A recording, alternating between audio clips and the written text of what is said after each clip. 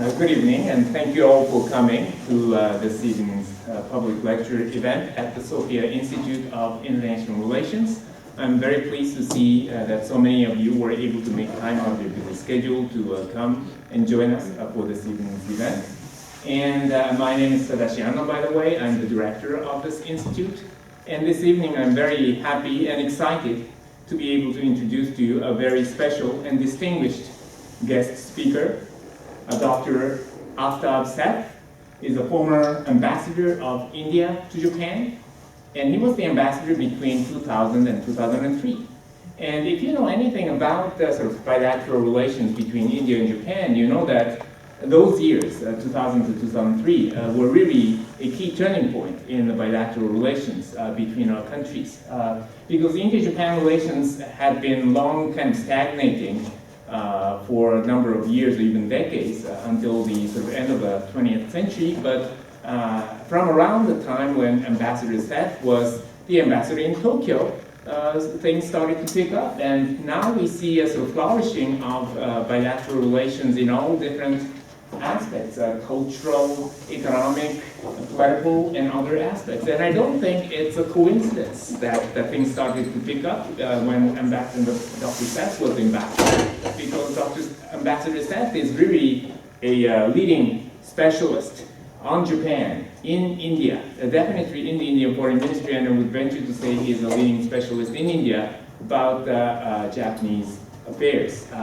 After all, Ambassador Seth has been observing Japan longer than most of us who are gathered here. The first time that Ambassador Seth was in Japan was back in 1962, when he was a student at the Keio University. And if you come to think of it, that's even before the first Olympic Games in Tokyo, which itself is like 56 years ago. So the Ambassador Seth is definitely a long-term observer of this country. Yeah. And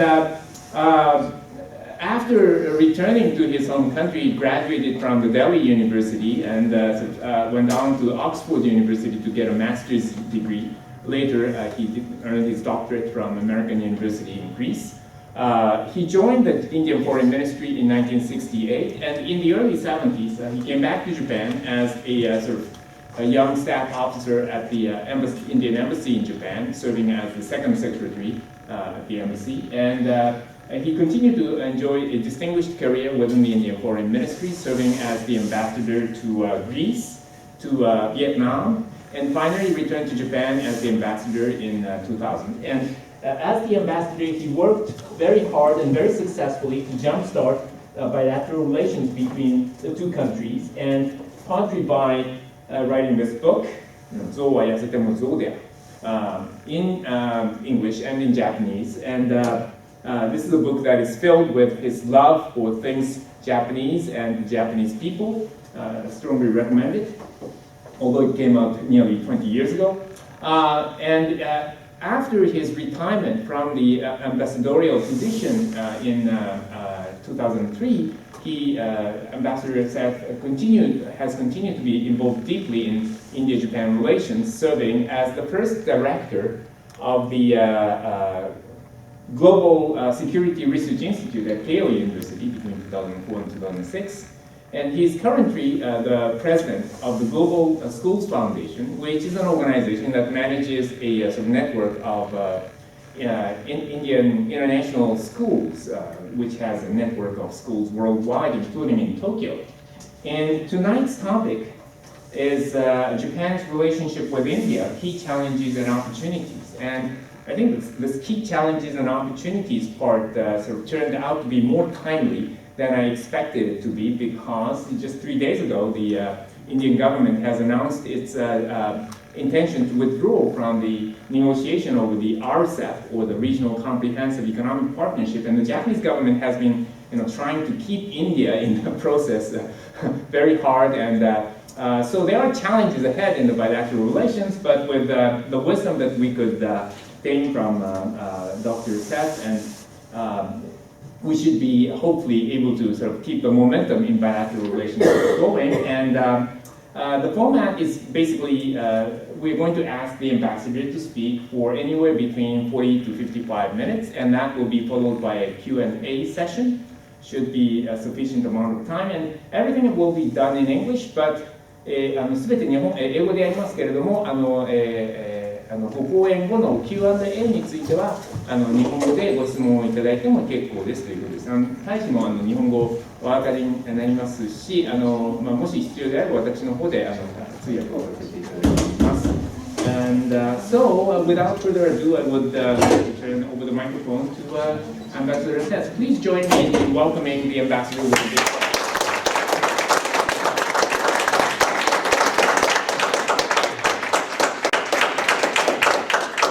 Thank you, Professor Arnaud, for your kind introduction.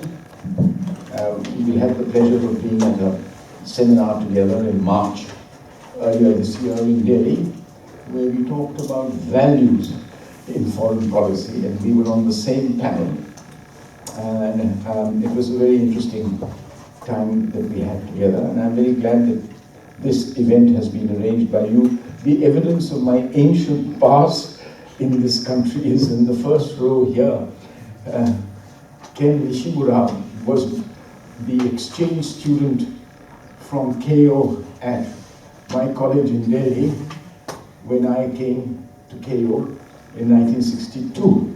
So we've known each other since then, and Tetsuo Miseki received me at Haneda Airport on a wonderful spring day of 1962 April, and drove me to my little school in Megiddo, and he taught me how to play mahjong amongst other things. And we have known each other actually for almost 6 decades.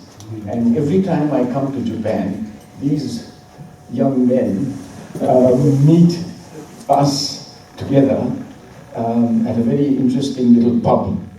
And we eat sushi together each time that I am in Tokyo. So there are 7, 8 of us who are still alive, and we make it a point to reunite at least twice a year when I come to Japan.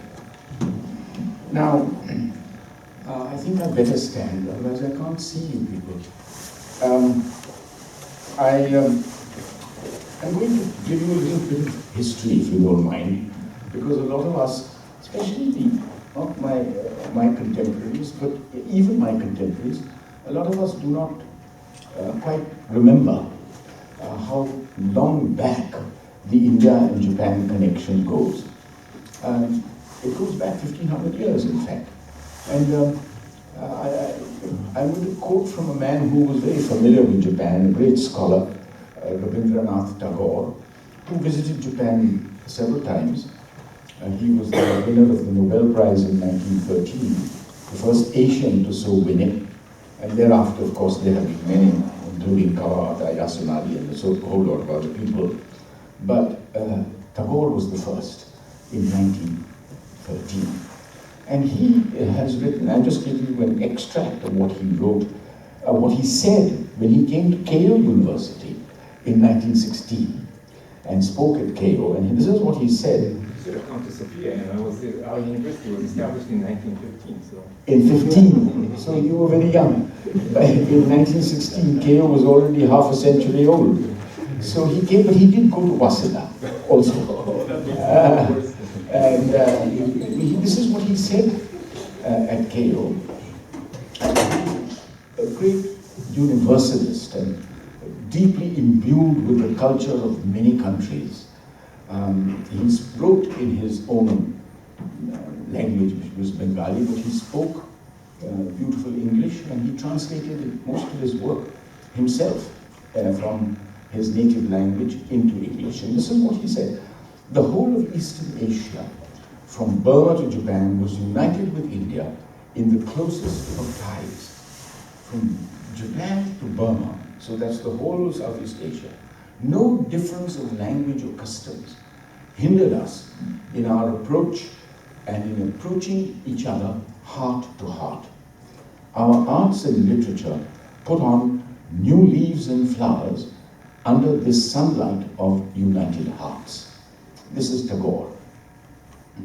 Now that is actually because the message of the Buddha, whom we call the Shakasana or Shakasana in Japanese, that traveled to Japan through China and Korea.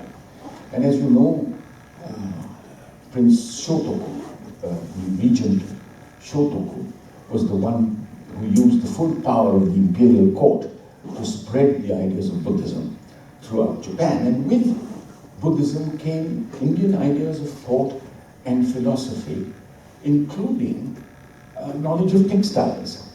If you go to the Mingeikan in Tokyo, the Folk Art Museum, you will see several examples of sarasa, which is calico from India, and shibori, which is tie and dye from India, and ikat design for kasumi, available and visible right here in Tokyo, which show you how close was the connection between our technologists and our artists and craftsmen and the craftsmen of Japan. Also, people like Kukai Kobodaishi, when he was in China in the 3rd century, met many Indian scholars. And through the medium of Chinese, he translated many texts, brought them back to Koyasan, where they are still visible and can be read. And it is said, and there is some evidence for that, that the Hiragana script was adopted by him and scholars like him from the Hindi script, the Sanskrit script, and this phonetic script was brought into Japan to use as an addition to the kanji. Now, if you go to Sanju Sangendo in Kyoto, or Rinnoji in Nikko, or Todaiji in Nara, or Yakushiji in Nara, you can see the evidence of this confluence of the two cultures and the large number of gods and goddesses who adorn Japanese temples, including Shinto shrines, which came originally from India, including the great Kamakura Buddha. These are all living evidences of what we did together so many hundreds of years ago.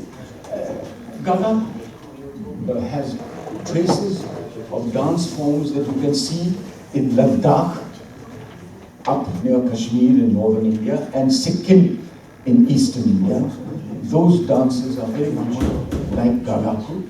And the Kalari Pettu of Kerala, from where Father Cyril Veliath comes, influenced the martial arts systems of Japan very greatly.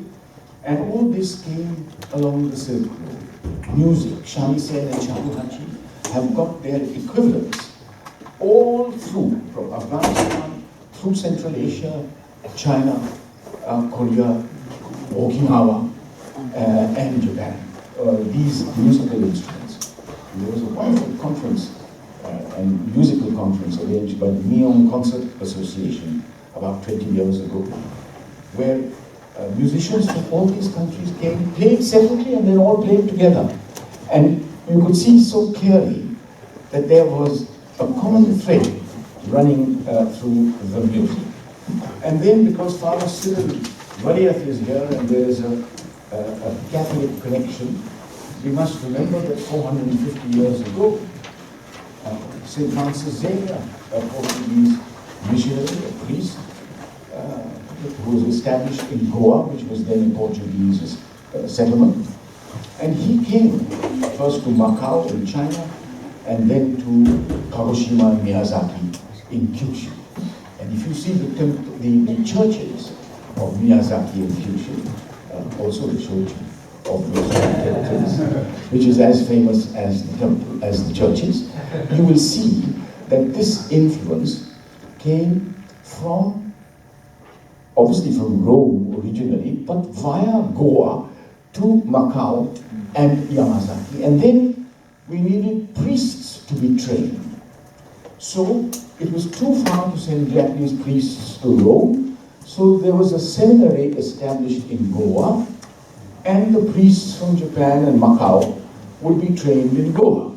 So there was this wonderful trilateral relationship. I'll talk about trilateral relationships in a bit, between Rome, India, and Japan on the Christian network. Even during the Tokugawa period, when Japan was shut off from the rest of the world, through Dejima and the Dutch, who were allowed to remain, the Dutch had a settlement in India called Chinsola. The Danes had one in Serampore.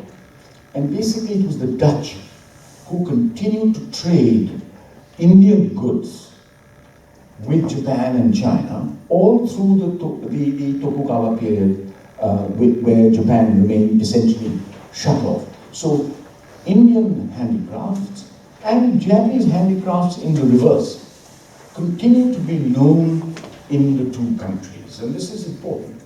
Now, of course, after the Meiji Restoration in 1868, the movement between India and Japan increased.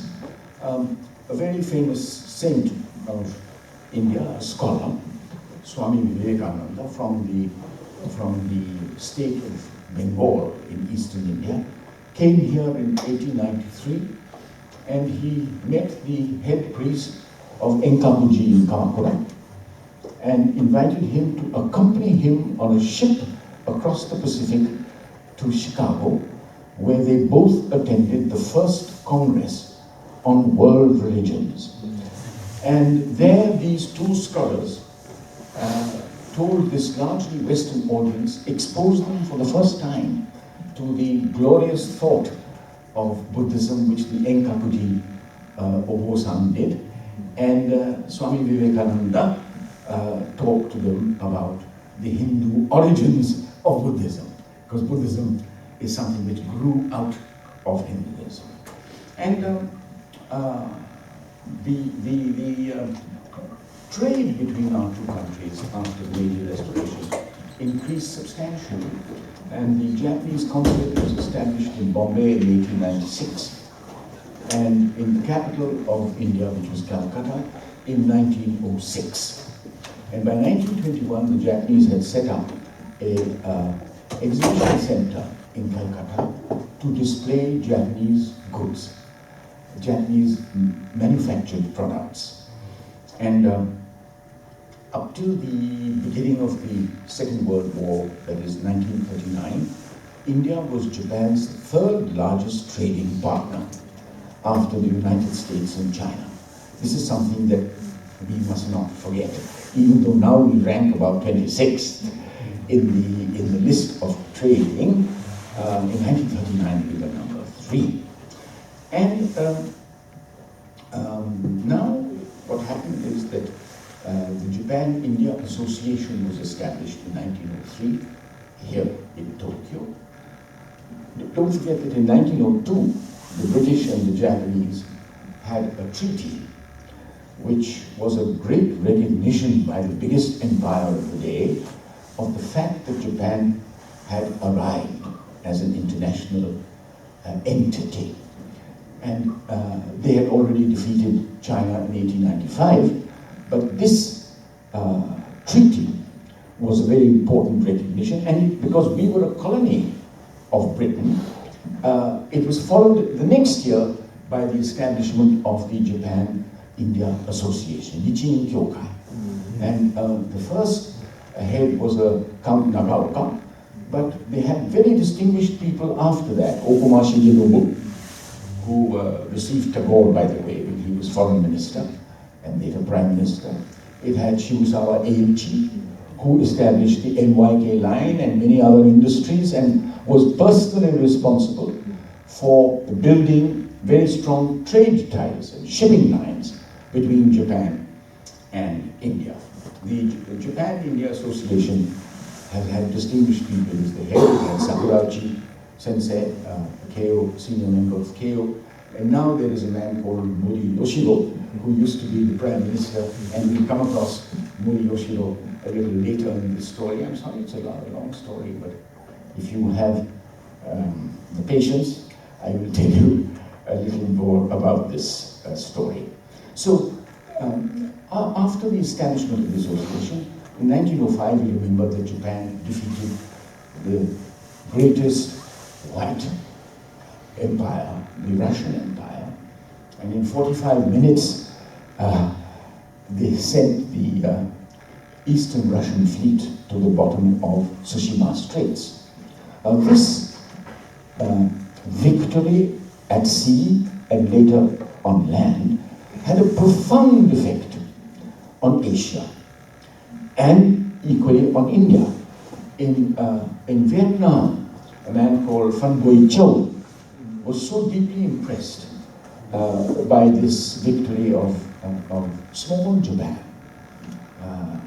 comparison to Russia, that he sent almost 100 young Vietnamese boys to study at Keio Waseda and other universities. Of course, the French, who were then ruling Vietnam, got very worried about this, and within a few years that stopped.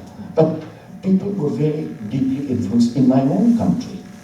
The national movement was deeply divided by some who felt that we should continue along the constitutional path, and others who felt that we should follow the Japanese example.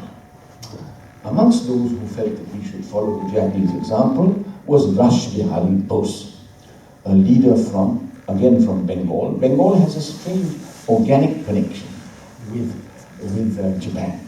And Rash Bihari Bose came here. He was given refuge by a rather notorious person called Toyama Mitsuru, who ran a thing called the Black Dragon Society. But anyway, he was powerful enough to keep Rash Bihari Bose in his home, and even though the British wanted him as a suspected assassin of Lord Harding, the Indian Viceroy, Toyama Mitsuru would not give him up to the Japanese police. So he remained here, and he married a Japanese, and he set up Nakamura Ya. She was a Nakamura, the first Indian restaurant Shinjuku. If you have a chance, please go to it. The daughter of Rash Bihari Bose and his Japanese wife runs it. So that's what happened with Rash Bihari Bose. And it's not just India, Sun Yat-sen, who married one of the Sung sisters and who was responsible for the 1911 revolution which ended the Manchu dynasty in China, was himself deeply influenced by Japanese nationalism. Aung San, the father of Aung San Suu Kyi, the present ruler of Burma, of Myanmar, was also deeply influenced by Japan, and there are many precious papers belonging to Aung San in Kyoto. And Suu Kyi, his daughter, came here some years ago before she entered into politics to research that. Sukarno of Indonesia was another national leader who was deeply influenced by Japan, as indeed was Ho Chi Minh, even though he had no direct contact with the Japanese. Now, after the war, there was the San Francisco Treaty. We did not become a party to the San Francisco Treaty because we felt it did not uphold the honor and the dignity of Japan. So we signed a separate treaty with Japan and established, because we were one of the victorious powers, don't forget. So we signed this separate treaty, but even before that, there were two important gestures. One was the sending of the elephant Indira by Prime Minister Nehru to the Ueno Zoo, where most of the animals had been destroyed to save them from a horrible death from the firebombing of Tokyo. Don't forget that in March 1945, 100,000 people died in one night in Tokyo, and the animals were saved that fate, though the human beings were not so lucky. And then when he became Prime Minister, and when Japan became independent after the end of the American occupation in 1952, he ensured that Indian iron ore could be exported to Japan so that the steel industry of this country could be rehabilitated. And don't forget that during the War Crimes Tribunal, another man from Bengal, Justice Radha Vinod Pal, gave a dissenting judgment of 13 judges. There was one from each of the victorious countries, Australia, Holland, and so forth. he gave a dissenting judgment holding that the Japanese leaders were not guilty. He did this not because he condoned any war crimes, but he felt that in terms of international law, the evidence provided was not sufficient to link the war crimes in the field with the men who were in front of the war crimes tribunal. And so for that reason, he gave his dissenting judgment when it was known, because there was censorship, remember, during the American occupation, so the Japanese people knew nothing about this. But when the occupation ended, then Shimonaka Yasaburo, the head of Heibonsha, published the entire dissenting judgment as Toyo no Shinjitsu. And this little booklet became very popular throughout Japan, and that's how the Japanese first found out about the feelings of sympathy and welfare felt by this Indian judge. And Shimonaka later took Justice Radha Vinod Pal on a tour of Japan to lecture. And if you go to Hakone, there is a little museum dedicated to Shimonaka and Radha Vinod Pal, and the grandson of Shimonaka, who's a Keio boy, is the man who looks after the little museum. So, so this is, some of the little small nuggets of information which show that the links between India and Japan are not just economics. There's a lot to do with human connections. And I'll be coming back to human connections shortly. But after the start of the Korean War in the early 50s and later the Vietnamese War, the Americans, troops, started to need production, goods. And so Japanese industry was encouraged to grow. They reversed their policy. The Americans reversed their policy and encouraged the Japanese to grow so that they could provide the American troops in Korea and later in Vietnam. But good, the result was the Japanese GDP shot up. It shot up so high that by 1958, Japan was in a position to provide overseas development assistance, ODA. And the first country to receive ODA was India. And in 2003, my last year as ambassador, we signed an agreement which made us, even from 2003, the largest recipient of ODA from Japan. And from 2003, we continue to be the beneficiaries of the largest ODA from Japan.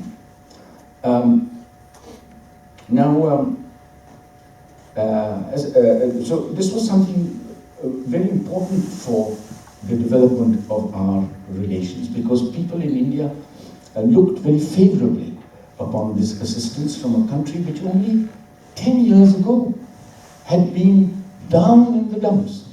And the people of India were completely surprised that this country had within 10 or 13 years grown to such an extent that they could provide ODA. We had a cultural agreement also between India and Japan. Scholars started going from Japan to India under Government of India scholarships. One of them was a famous anthropologist, Nakane Chie of Tokyo University, an anthropologist who did wonderful work on India, later on China and in Bhutan.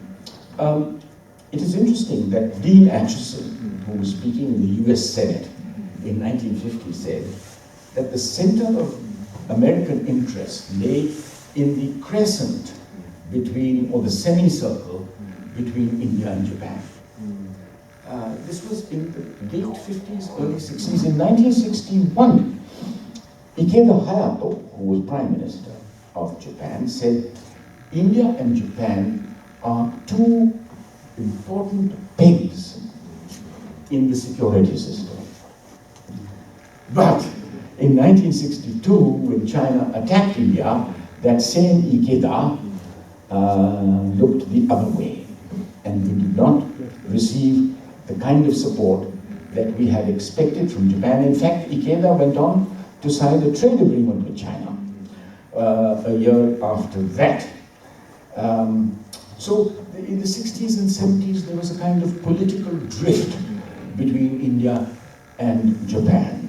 There were visits, you know, Rajiv Gandhi came, Mrs. Indira Gandhi came, Prime Minister Narasimha came, Prime Minister Kishi went to India in 1958. Abe Shinzo was a little boy, and he accompanied his grandfather, something that he has not forgotten.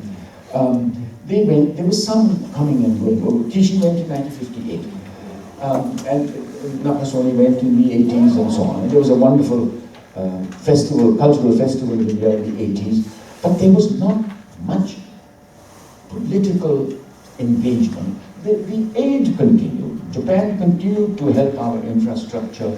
Oil rigs were given by Mitsubishi for drilling in offshore oil and so on. So that continued, but bilaterally there was no warmth. The change came, as you very rightly said, Ano Sensei, in the early part of the 21st century, and there was a reason for this. In May 1998, we had some nuclear tests under Prime Minister Vajpayee in India.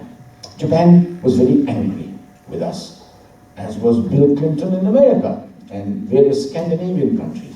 And all fresh ODA was cut off. It was an extremely difficult time for my predecessor, the ambassador Siddharth Singh in Tokyo, because the Japanese were very hostile to him personally, as though he was responsible for the nuclear tests. However, something happened in '99 which changed this, and that was the hijack of a Japanese ship called the Alondra Rainbow in the Indian Ocean by Indonesian pirates, and its rescue by the Indian Navy and the Indian Coast Guard.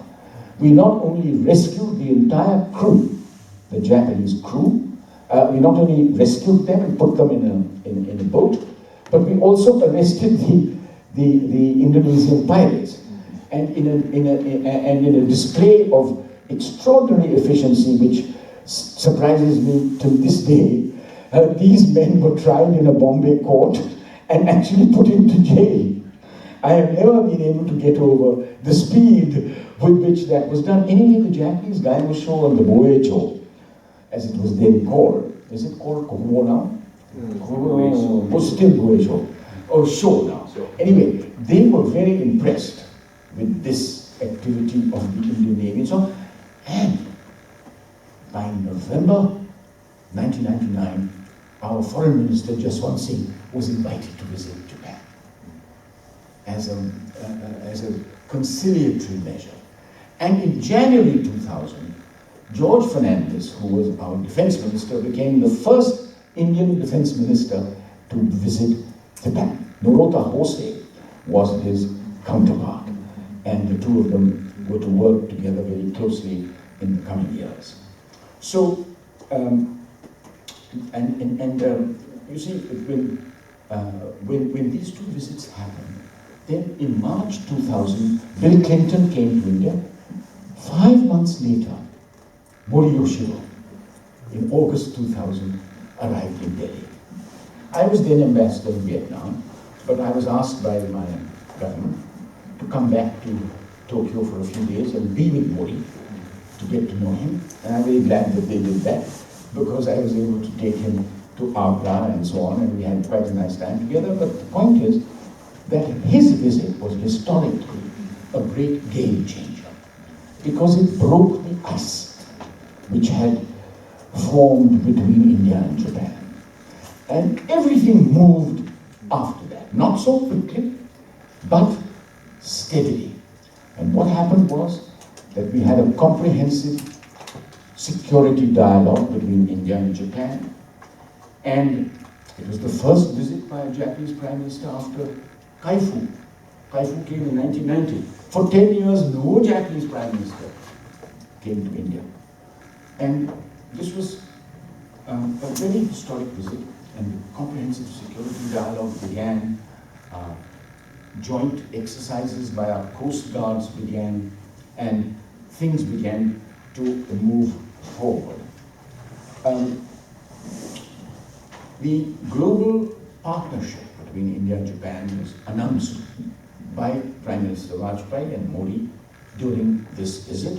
And for the first time, uniformed officers of the Army and Navy of both sides met under the Comprehensive Security Dialogue. This had never happened since independence. Now, in 2002, Japan made a very important decision. I was ambassador here then. We had Ilyushin Russian aircraft, and they were carrying our Indian troops for snow warfare exercises with the US Army in Alaska, because we have a lot of troops in areas like Siachen, which is full of snow. So now the Ilyushin aircraft cannot fly all the way from India to Alaska without refueling. So I was told, please ask Japan if they will allow the Indian Ilyushin aircraft to refuel in Japan. I don't know, no military aircraft other than America has ever come to Japan since 1945, and there's no reason why India should come now. So I said, look, it'll be a great gesture. And there was a wonderful man called Totake, who was General Totake, who was the head of the Japanese Air Force. So I met General Totake, and we established a very fine relationship. And Nakatani Gen, I think, was the defense minister, the Boe Chokan. And I met him, and then I met people in the Bangor show. Finally, I was able to persuade them to allow our Ilyushins to land in Chitose, in Sapporo. And they came, and our soldiers were given a very warm welcome by the Japanese armed forces. And that was a very warm and important gesture. So, for 3 years, no prime ministers exchanged visits. In April 2005, Koizumi Junichiro went to India, and he signed an important agreement for the development of the Delhi-Mumbai Industrial Corridor. He also did a lot of things about teaching of the Japanese language to young Indians in schools, which changed the complexion of young Indians learning Japanese in India. This huge territory, the size of Honshu, 1,463 or 83 square kilometers, was to be developed exclusively by Japan. And step loans were extended, which meant that 30% of the equipment to be utilized for building smart cities or the dedicated freight corridor railways would be 30% would be sourced from Japan under the step loans. And after the Koizumi visit, we've had this exchange of trade ministers, energy ministers, defense and foreign affairs ministers every year between India and Japan. Now, he came, as I say, in 2005, April. In July 2005, Manmohan Singh, the Prime Minister of India, signed a very important agreement with President George W. Bush, which concerned defense. It also concerned nuclear cooperation. And this agreement was passed by Congress on October the 2nd, 2005. It had a big impact here in Japan, because by 2006, when Prime Minister Manmohan Singh came to have discussions with Shinzo Abe, they decided to raise the global security partnership to a global and security partnership. They raised it from global partnership to a global and security partnership. This was very important. And the JAXA, the space agency of Japan, Japan signed an agreement with our space agency also in 2005. And this strategic level that was given had some important consequences. Because in 2000, this was in December 2006, I was here at KO at the time, so I attended these discussions.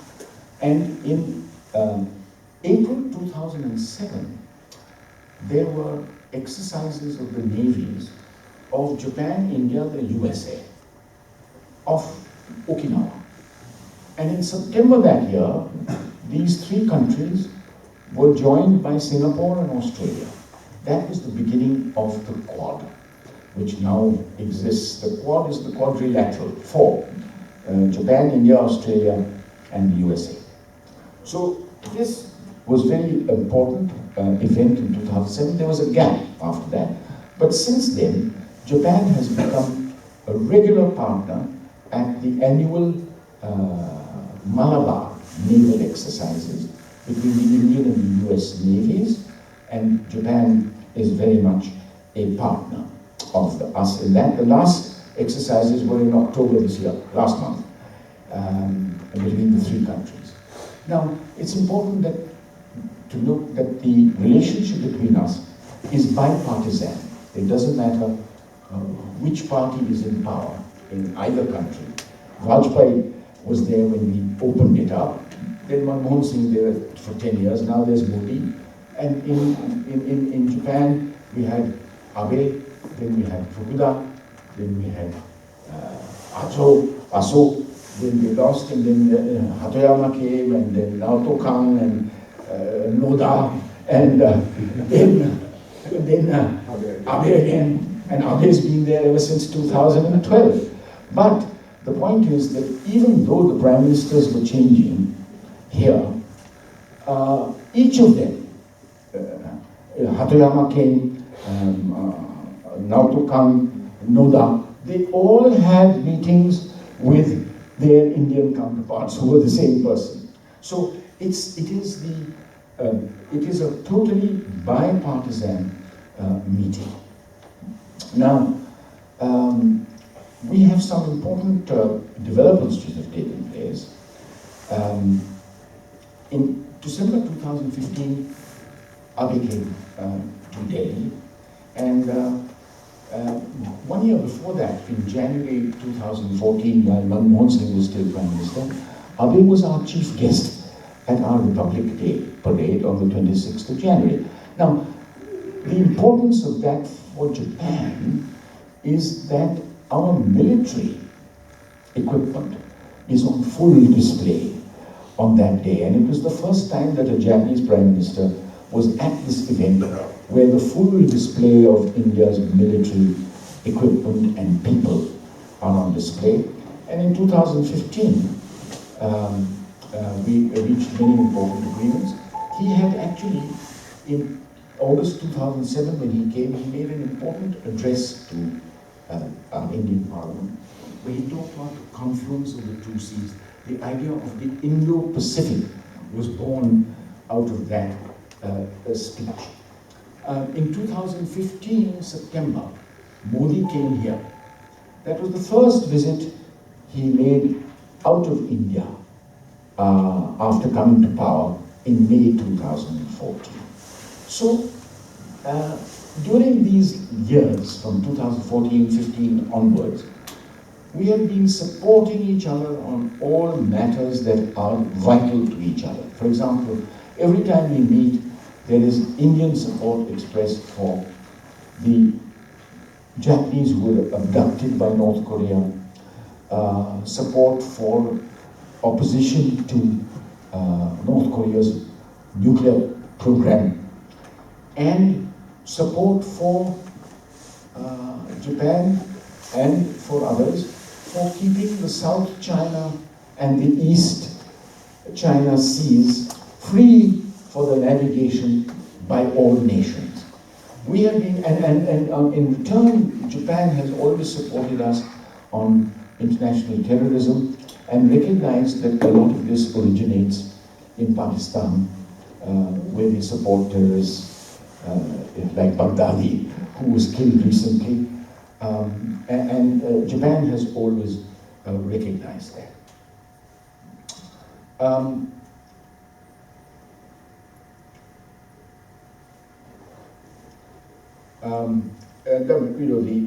The Indian Ocean and the Pacific, which he talked about, the links between the two is important because we, both of us, Japan and India, are highly dependent on oil, most of which comes from the Middle East.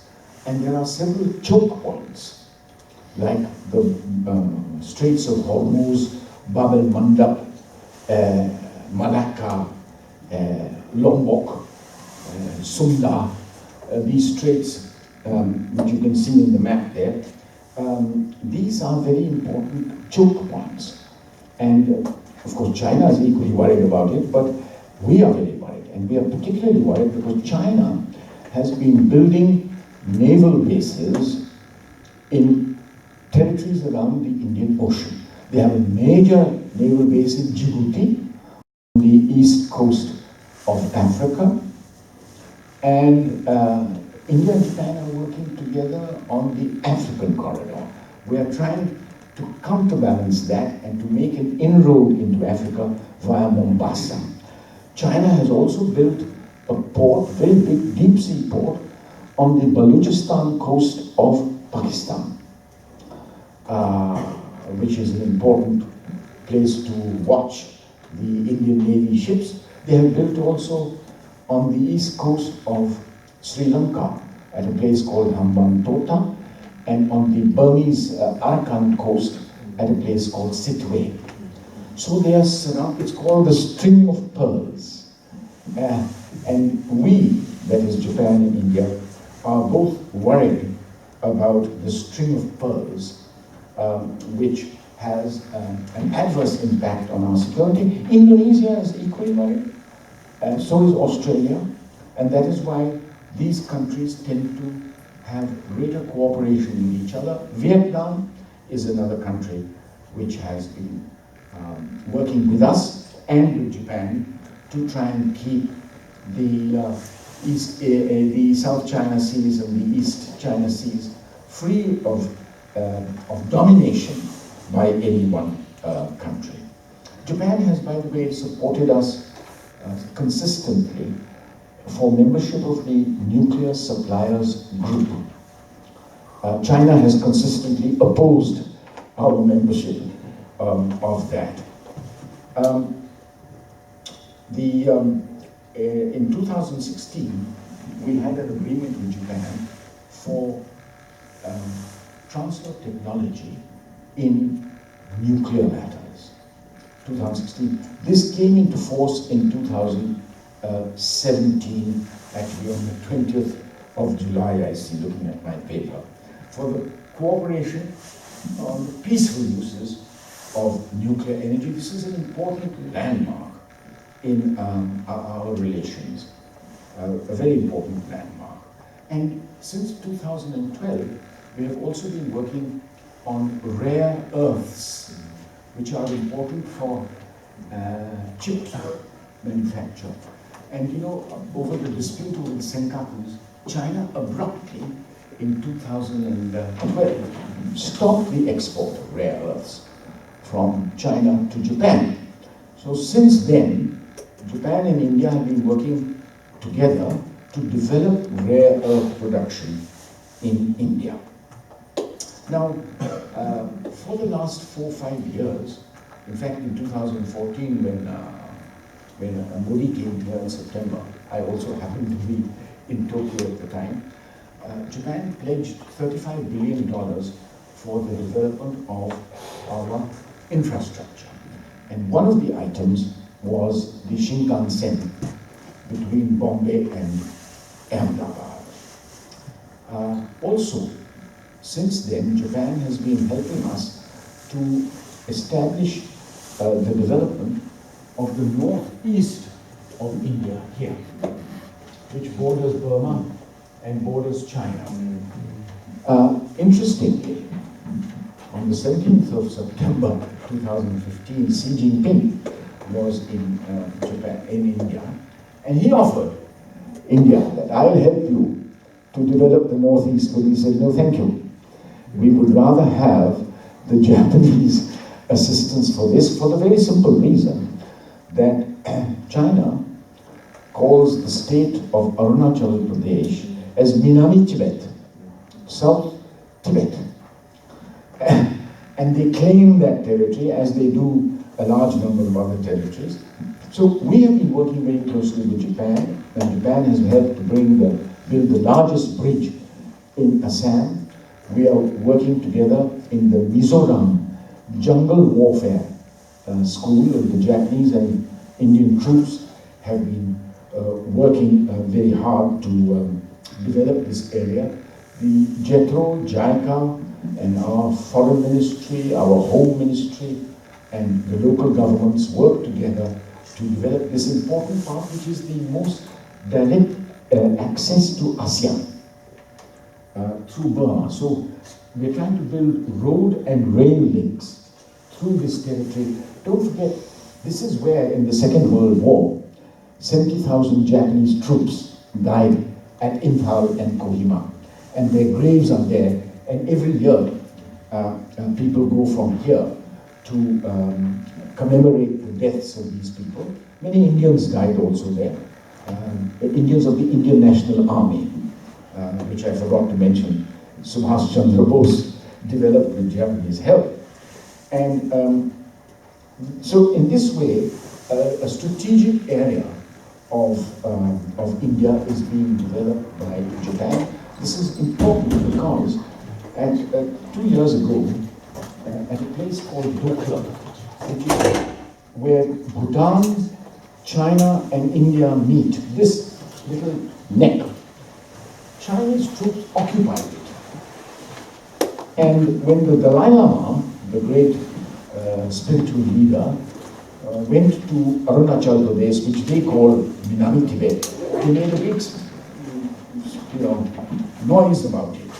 So we value greatly the Japanese assistance in this strategically sensitive area where we do not allow any other country to work there, because the country that we trust most is Japan.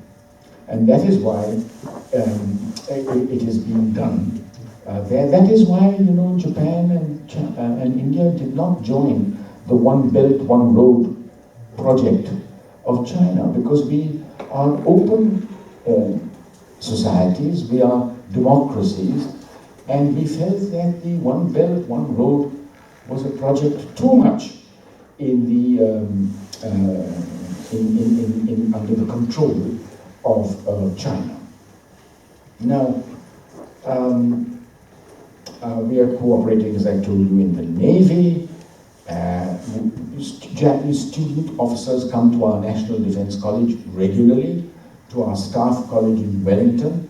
Our officers come here for training to your National Institute of Defense Studies. And we deeply value the agreement that Japan has made with us for transfer of nuclear technology.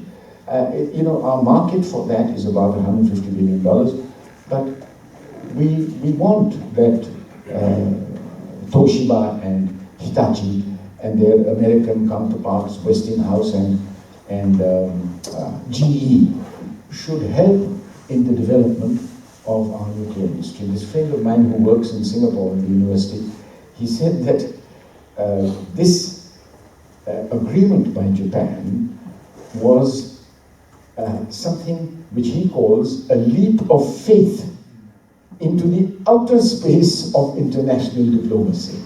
This agreement by Japan, a leap by Japan into the outer space of international diplomacy. It really was a very big agreement, because it's the first time Japan has agreements with Vietnam, which is a signatory to the NPT. It is the first time that Japan signed such a nuclear civil cooperation agreement with a country which is not a signatory to the NPT. I must mention that on November 30th, 2013, till the 5th of December 2013, the former Emperor and Empress Emperor Heisei and Empress Michiko, paid a visit to India after a gap of 50 years. They had come on November 30th in 1960, 1 year after they got married, as Crown Prince and Princess. And they both fell in love with India, and they had been, ever since then, waiting to come. But for some reason or the other, they were not able to make this visit. So the one in 2013 was a very significant visit because as one of the important elements of Japan's soft power, the imperial family is highly respected in certain countries like ours, and therefore we regard it as a vote of confidence by the Japanese people and the Japanese government for making this this visit by the emperor and the empress possible. In India, we really admire the dedication of the family. You remember in March 11th of 2011 in Fukushima, when there was that terrible disaster, and before that in 1995 in Kobe. But Kobe was an earthquake. Here, there was radiation. In spite of the dangers involved, Emperor and Empress traveled to Fukushima to bring comfort to the people of that disaster. The people of India observed this. And remember that this is an example of the great dedication of the imperial family, and therefore for them to come to India is a very important thing. So our president was here on the 22nd of October for the coronation of Emperor Naruhito. And there is one area where we are still lacking, is in education. There are thousands of Chinese students, thousands of Vietnamese, thousands of Nepalese from Nepal, amongst others, but very few Indians. So let me conclude. I think it's about the right time, I think. Let me read you the last paragraph of the agreement that was made between Modi and Abe, September the 14th, 2014. The last paragraph says, conscious that from time immemorial, whenever Japanese and Indians have come together, they have struck a deep chord in each other, recognizing the importance of their country's success, grateful to previous leaders, because that has to be recognized, for their invaluable contribution in building this relationship, aware of their enormous responsibilities to lead at a moment of great opportunities and challenges, the two prime ministers decided to create a relationship that will shape the course of their countries and the character of this region and the world in this century. So that was what they said, and that is what we are all working towards every year. And I do it in a very small way through the schools that we run here and in other countries of Southeast Asia. And I'm delighted to have this opportunity of speaking to your distinguished members of this center, and I'll be most happy to answer any questions if you have, or to elaborate on any of the things that I have said. Thank you.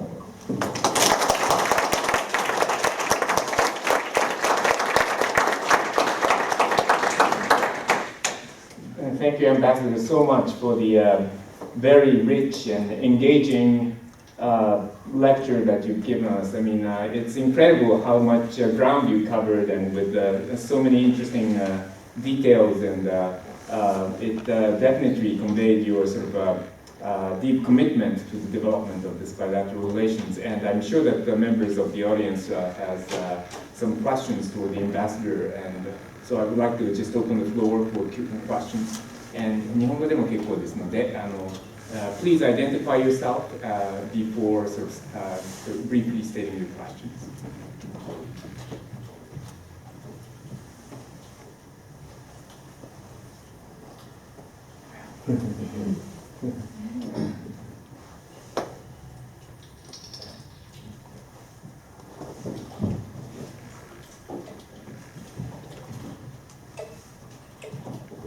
much, Ambassador, for your initiative lecture. I'm very impressed for your informative lecture tonight.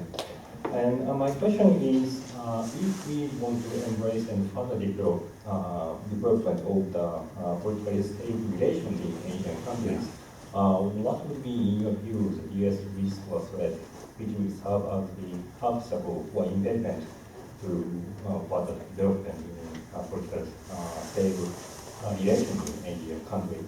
Between India and Japan and other Asian countries? Not only for the between our two countries, but also other Asian countries, yeah.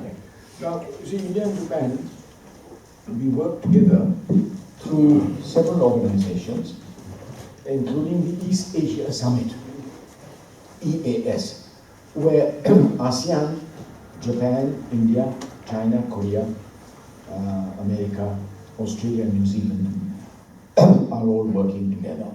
That's one forum. Then there's the ASEAN Plus 4 dialogue, where India and Japan are dealing with ASEAN. We, each of us, have important security relations with key countries in the ASEAN region. Vietnam, from 2007, Japan has had a security relationship with Vietnam. We have had a security relationship with them for much earlier. And Vietnam is militarily an important country. You remember when China tried to teach them a lesson in 1979, when the Vietnamese troops had entered Cambodia to remove Pol Pot and put Hun Sen into power.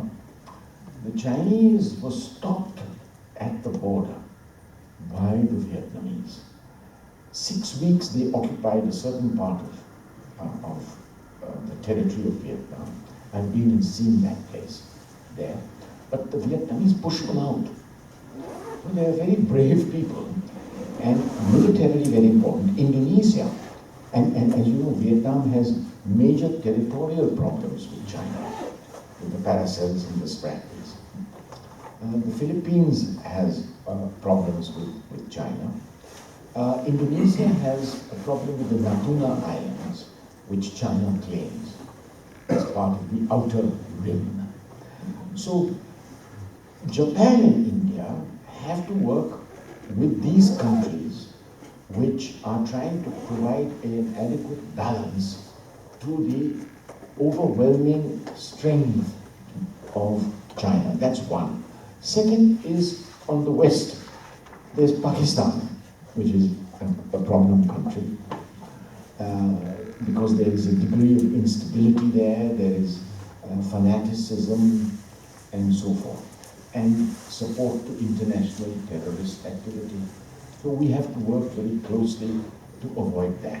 Sri Lanka is also an important country for both of us, because it is there in the Indian Ocean with very important ports, very important for our Navy. As I told you during my talk, our oil for you and us comes through these waters. So our cooperation is very important. Number two, 6-7 years ago, $50 billion the Chinese had invested in Africa. And there were 100,000 Chinese in various African countries. And the way they operate, they do all the jobs themselves without giving employment to the local people. So Japan and India have made an agreement 3 years or 4 years ago to develop Africa together. Again, for this reason, apart from the fact that it's good for the countries in Africa, and that India, there are many people of Indian origin living in Kenya, in Tanzania, in South Africa, in Namibia. In all these countries, there are people of Indian origin. So we have that connection and that ability. Japan has the capital to invest and the technological expertise and some of our technology. So we are able to work together to give a counterbalance to China in the important continent of Africa. So in these ways, we have to work to stabilize the Asian region by working together. Our working together is very important. Now the RCEP, which you mentioned, where India has walked out and Japan is trying to persuade us to remain in, we have problems with the impact on our farmers and on our service industry, which is very important for our people. Our farmers actually are going through a lot of distress. There have been lots of major problems there, and we are afraid in India that the RCEP we're already suffering a terrible imbalance of trade with China. They are our biggest trade partners, like they are yours, but they are selling much more to us than they buy from us.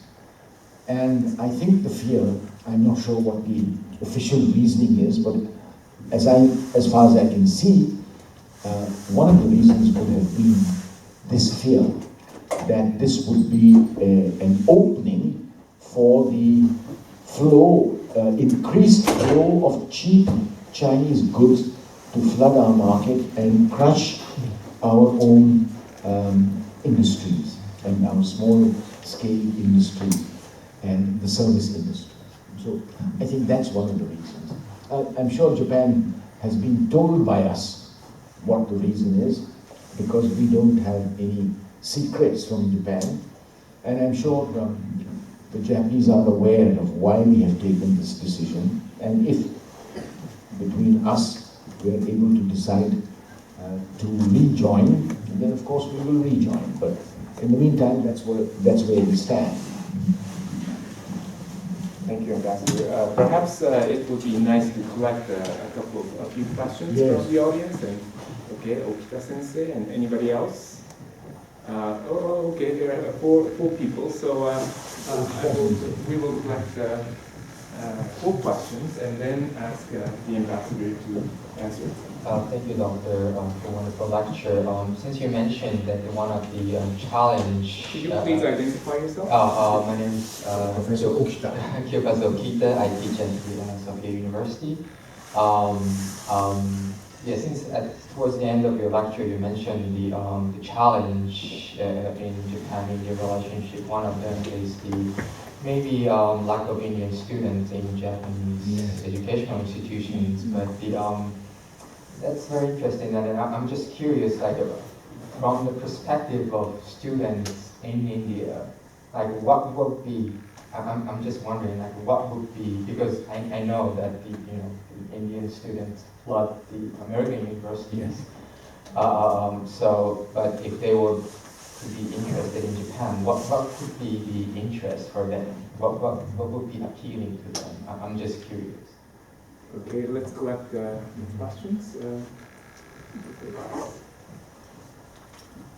Hello, thank you for your very stimulating talk, Ambassador.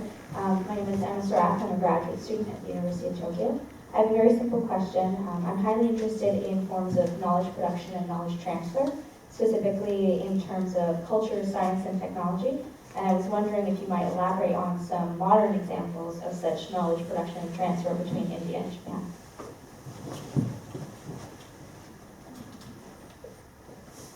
Hello, my name is Aftab Seth, and thank you very much for a very informative lecture. My question is that I think that the relation between India and Japan is going to be strengthening up from now on. What are the other areas of challenges that are predicted from now on, and how do you think that can be solved by the two countries?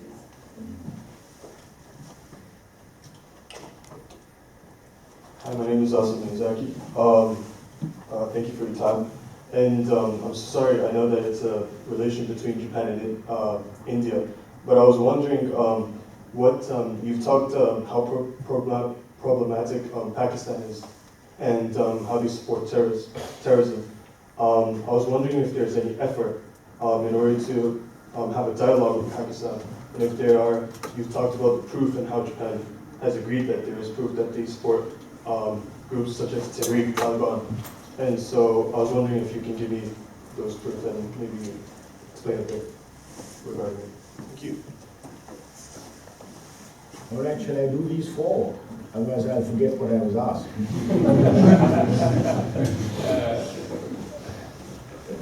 The first question, I think, oh my God.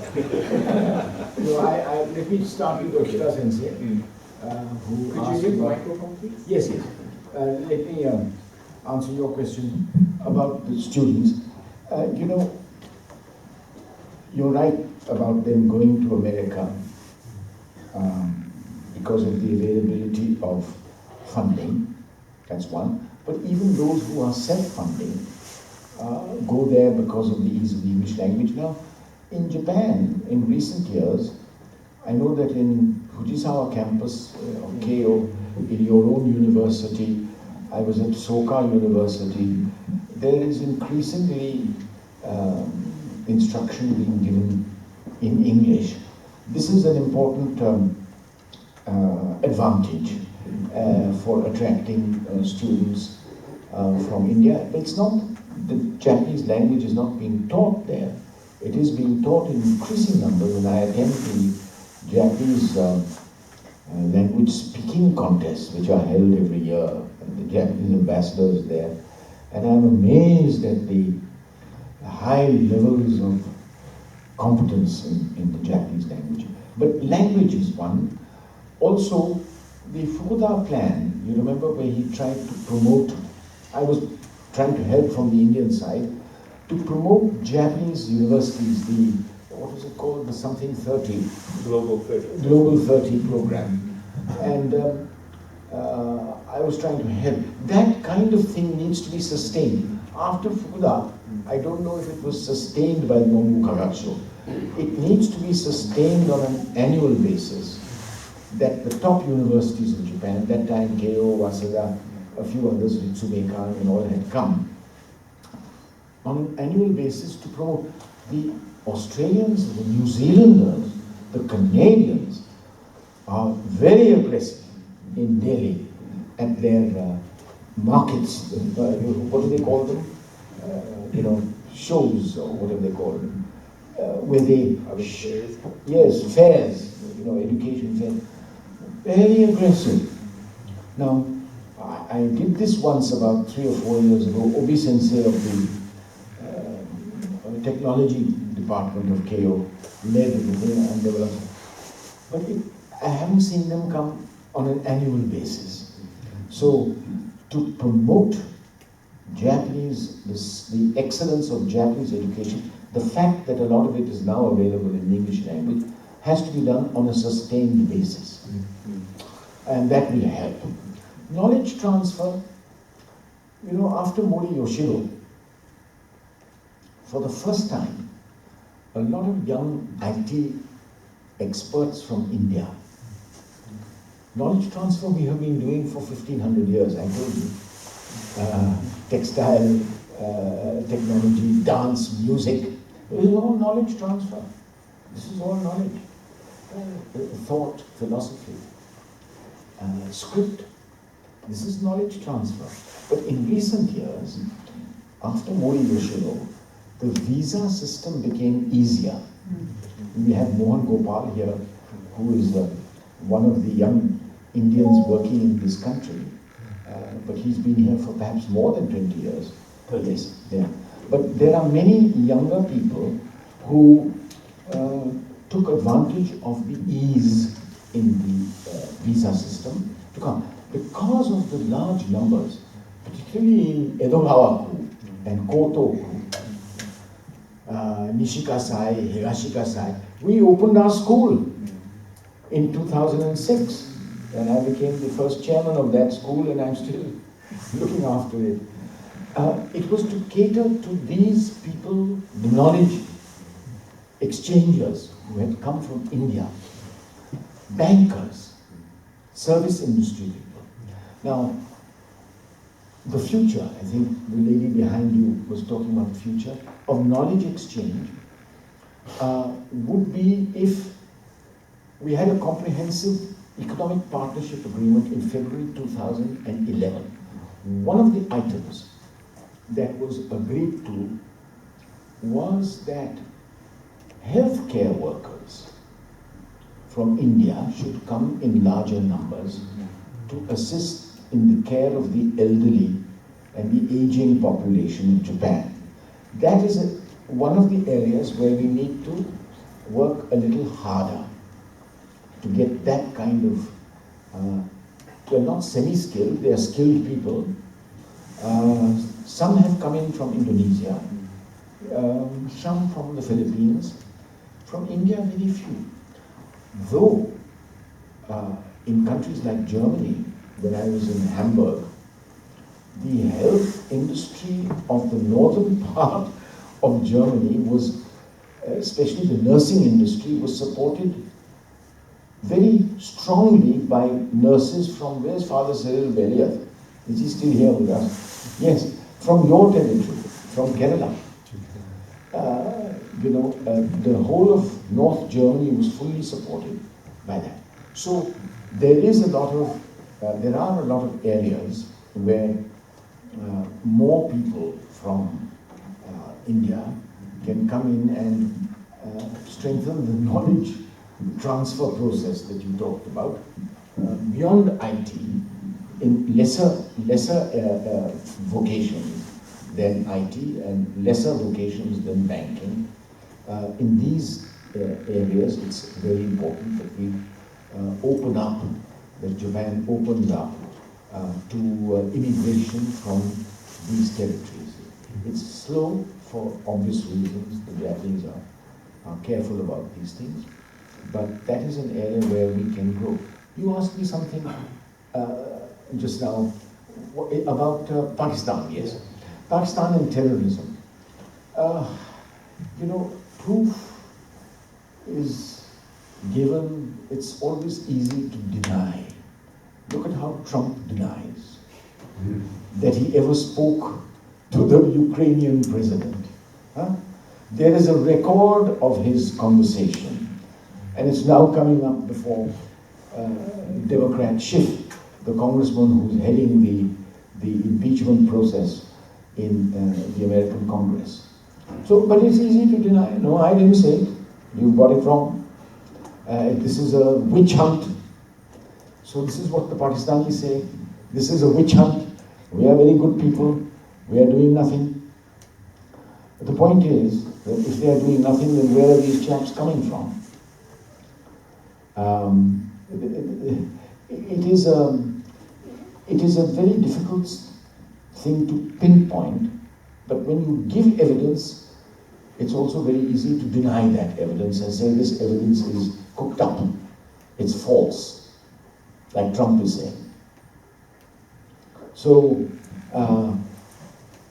we have to continue to work on them. We have a dialogue. We have diplomatic relations with Pakistan. I was myself Consul General in Karachi, which is the biggest port of Pakistan, and I worked there for 3 years during the time of the military dictator Zia-ul-Haq. And the entire opposition to Zia-ul-Haq was based in Karachi, including Benazir Bhutto. So it was my job to deal with the opposition, which I did with greatest pleasure. And I thoroughly enjoyed dealing with the opposition in Pakistan, and Benazir, who lived 100 yards from my house, he used to meet us quite frequently, but not directly, because Zia-ul-Haq had his spies all over watching, and my movements were watched very closely. Unlike in Japan, where I can move freely, in Karachi, we cannot. Yeah. So, in spite of that, we had established relations with them. And it was also my job to try and ease travel between the two countries, and I did that by improving visa-giving methods so that divided families between the two countries, between Pakistan and India, could meet each other more freely and with less hassle, and so on. So, if you have goodwill and the right approach, it is possible to work in very hostile countries in a positive way.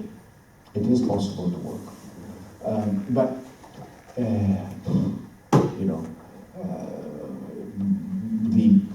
intelligence agencies of Pakistan always trying to place obstacles because it was not in their interest that relations between the two countries should get too good, because they'd be out of a job if there was no one to spy on and no one to fight with. Then the Pakistan army would lose its money, and which the Americans rather foolishly continued to give them. But we have to continue to work in spite of those difficulties to try and improve matters with Pakistan, and we are trying. I think we are trying. I'm not sure that we are trying as hard as we should, but this is a different government and it's a different party. I think we have time for perhaps one or two more questions, if there are any from the audience. Yes. Please identify yourself. Hello, my name is Takashi Harayama, undergraduate student in Sophia University. And thank you for your great presentation. And Graduate student? Undergraduate. Yeah. And yeah, since my field of study is like about Cambodia, so I was not really familiar with India. So it was really great to know about like Japan and India have very deep relationships.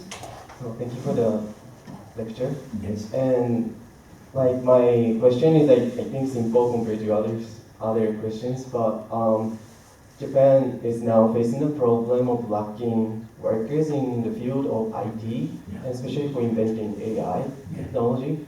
And I think it was the news like yesterday or like today that Toshiba announced that they are going to increase the numbers of workers who's going to work for AI.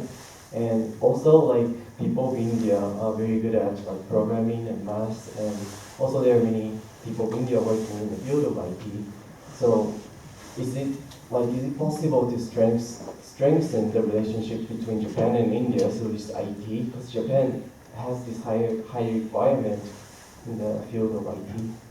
Yes, absolutely. IT is one of the biggest areas because, as you know, 50% of the outsourcing of the entire world is done by Indian companies, either by being here or by outsourcing it from Japan. Cambodia is very much a part of the Indian sphere of influence. And I visited Cambodia because I was in Vietnam. And just as the southern part of Vietnam, the Khmer temples of southern Vietnam are so close to Cambodia. And Angkor Wat, as you know, was built by people from India many years ago. Banti Sarai, all those wonderful territories around Phnom Penh were built by Indian architects and artisans so many hundreds of years ago. So there's a very organic link between us. Borobudur in Java, or the temple of Prambanan on the south coast of Java. These are all the Emerald Buddha in Bangkok. These are all great evidences of our connection. This is IT of the past, information technology. It was nothing other than information technology. And now, of course, when we talk of information technology, we think of computers. But we have been practicing information technology and information transfer and technology transfer for hundreds of years. And the evidence is all over. I'm glad you're involved with such a wonderful country as Cambodia, which has suffered terribly in the past from people like Pol Pot. And now they are, I think, getting better. I don't know how Hun Sen is getting on, but certainly he's, I think, better than Pol Pot. Yes, you're right to underline information technology and artificial intelligence. And there's a lot of expertise available in India. Are there any final questions? Okay.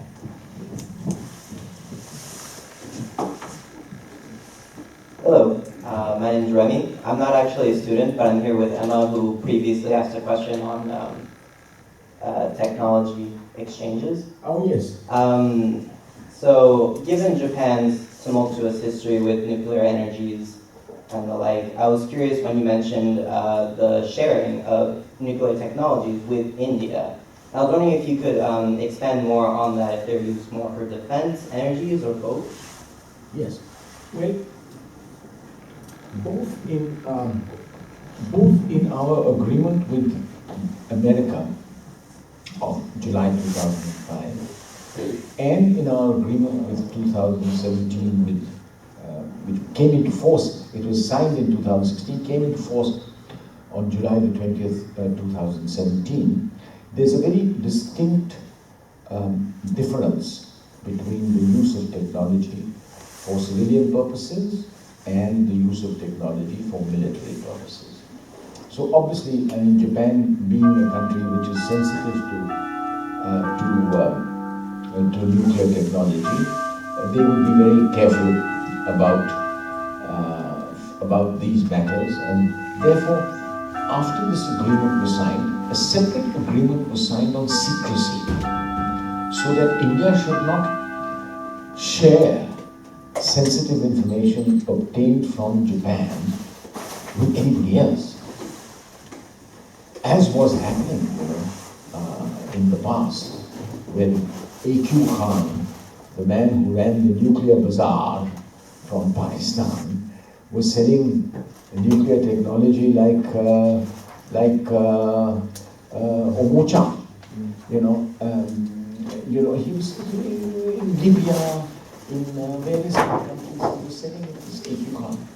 So Japan and India are very sensitive to these matters, and therefore we have this important agreement on secrecy, not just for nuclear technology, for any other defense technology. The US-2 amphibian aircraft is another one, which we are trying to buy. It's a very expensive piece of equipment, $1 billion odd.